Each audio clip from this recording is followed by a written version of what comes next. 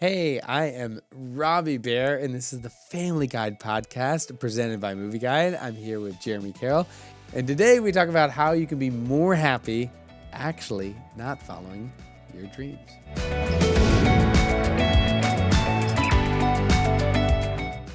So I read this book, and it was Be So Good They Can't Ignore You, I think.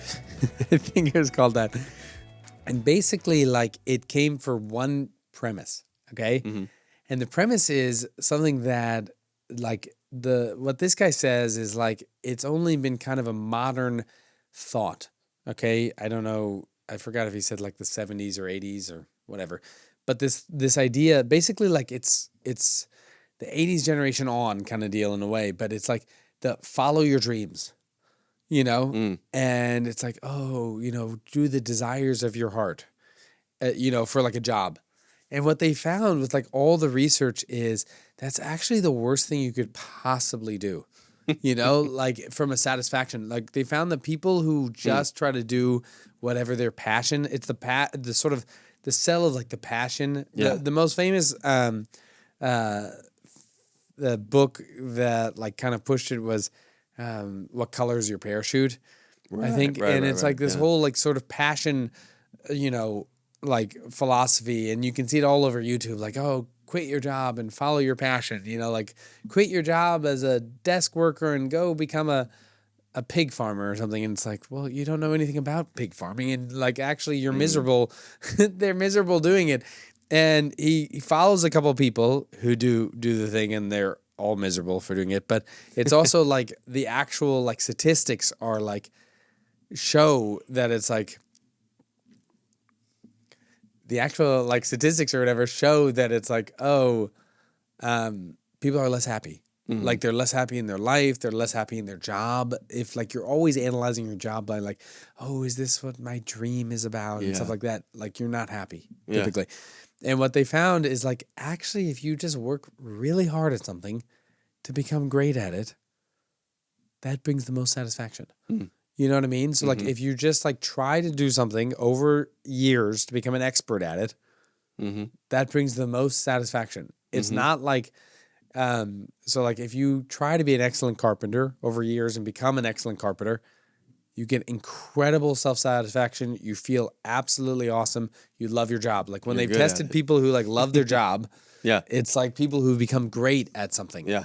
So, like, basically, like, becoming great at it, or, like, if you have a gifting at something and just doing it, or just becoming great at something, like, over time, like, even through the pain is intense amounts of joy. And it's like, you invested all that time and energy into it, then you get the fulfillment when it's exactly. Well. Yeah. You get, like, an intense fulfillment about it. You know what I mean? Of just, like, being great at something. And it's like, it's not true of, like, the passion hypothesis. Like, people are just not, all the research, and I think the guy was, like, a PhD candidate or something, but, like, you're just not from MIT or something. So you're just not fulfilled when you're like, just not fulfilled when you're, like, following your passion. It's I love this thing, so I want to do it all the time. And you start doing it all the time, and you're like... Well, because the problem is that, like, you're constantly analyzing, like, oh, is this my passion? And it's like, the hard thing is, like we said in our previous episode, all good things you have to push through pain. Do you know what I mean? It's like they use that saying of, like, short-term pain equals long-term gain, right? It's like right now, we're trying to learn how to run. You know what I mean? Like, trying to learn to enjoy running. Okay? Right now it's in the miserable phase. Yeah. But, like, everybody tells us, like, if you run regularly, 2 miles, a day for, like, at least 3 days a week, then you'll begin to, like, have that runner's high and enjoy it or whatever. You know what I mean? Allegedly. Allegedly, they tell us this. Supposedly. Yeah, but it's like right now we're in the horribly painful part that sucks. You know what I mean? Yeah. And we're just sitting and this is, like, miserable. You know what I mean? As you're running. But the thing is that, like, all that, like, if you think about all the things you love doing or enjoy doing, a lot of it came because you became an expert over time to do it. You mastered it over time. It's like my kids complaining about practicing piano. You know what I mean? Yeah. It's like, oh, okay, well, over time, like, they're mastering it to build that love, And I just think that, like, I think that is, like, I think it's a very pertinent thing of our time. Because the pertinent thing of our time is, like, hey, stop focusing on your passions and your desires. Mm-hmm. Like, that's not the key element. Mm-hmm. Like, the key element is like work at mastery, like work at being great at something, like push through the hardship and the pain. Yeah. You know what I mean? And they found it like job after job after job. Like somebody who ended up someone being an assistant at a college, like just an assistant, like to becoming a master over time. Like they loved it. Like every sort of job across every field, like when you worked hard, had mastery instead of like, oh, is this my life? Constantly asking yourself if it's your life dream, you know, because life is about perspective. Yeah. Do you know what I mean? Yeah. It's like I remember this guy from, I want to say Catholic University, but I'm not sure. One of the maybe St. Thomas University. I don't know, but he gave a speech and it was really, really fascinating. And it was about the fact that like if somebody came in here right now, or like came to your house, and this is a mythical example, but like they had a flamethrower and they just burned off your hands, okay, you would be just soul rotted, pissed, right? But like if somebody came in and like you saved your daughter's life, but you lost your hands, you'd be like, changes everything. F yeah. You know what I mean? It's like all those guys who came back from World War II. Yeah. Like no matter how much pain they went through, like Louis Zamperini or whatever. Yeah. It was like it was worth it, you know. It was worth it. Yeah. The pain was worth it. Yeah. Like it was meaningful, you know? And I think that like we've forgotten that like that's kind of the element that brings joy. And it's like, it's about perspective too. You know, in the mix of it, of like, if you're like in some hard time, you're like, oh, do I really? That's why it's really hard for like super rich people to do anything, like job wise.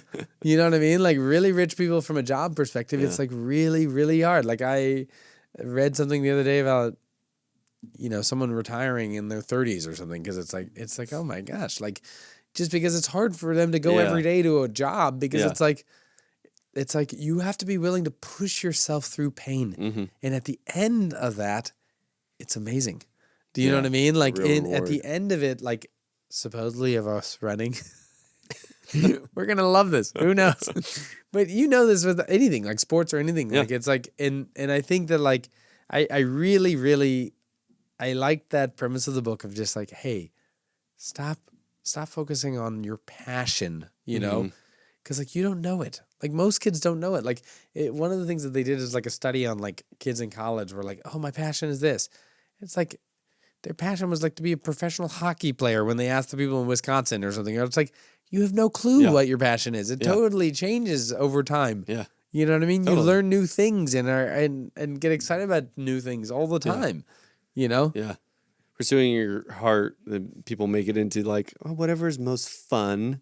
And least resistance. That's what I really want to do. It's like, well, it's not going to be fulfilling. It's like eating cake nonstop. It's not fulfilling at all. It's like not how the world is made. Yeah.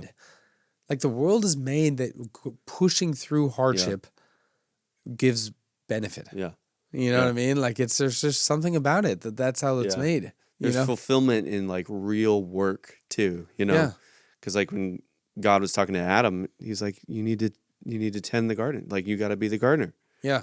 Like, that was work. A lot of work. Yeah. Like, our yard is constant work. But it's fulfilling when it all comes together and it looks amazing or whatever. Yeah. Like, that's like as bare bones as it gets. It's like just tilling the land and then it bears fruit. Yeah. So, if you're working hard at a trade or anything else, you become good at that, blesses others, blesses you, you know? Yeah. 100%. And it does feel like, in a way, like the mentality of like follow your passions, follow your dreams or whatever has kind of passed into everything. And it's like, you look at the same thing on a marriage. It's like, oh, is this really like, a lot of people are like, oh, when like all of the, like there's a famous sociologist named Dr. Fagan, and like he goes through like all of the metrics on like absolute joy of marriage is a lot of it. Like you look at people who are like been married for a long time, and it's like, it's the pushing through that process. It's It's the fact that like, oh my gosh, like I've laughed and I've cried with my wife. Like we've walked through hardship together, you know, and there's like a deep beauty to it. You know what I mean? That she knows me and I know her. It's to be completely known, but yet completely loved, you know? And it doesn't mean that it's not the hardest thing in the world, because it is but so you get hard. through it. Yeah, but you get through it, and there's something so rich and so beautiful about it, you know? But it does feel like the sort of passion philosophy or desires or dreams or wherever you want to insert passion for, it's kind of like seeped into all different aspects, and it's like, it's just not fun. Like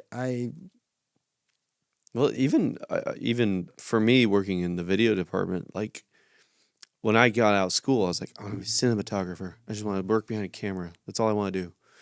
But my first internship, the Hollywood Reporter, is just cutting video and an editor. And I was like, oh, this is just soul rotting, right?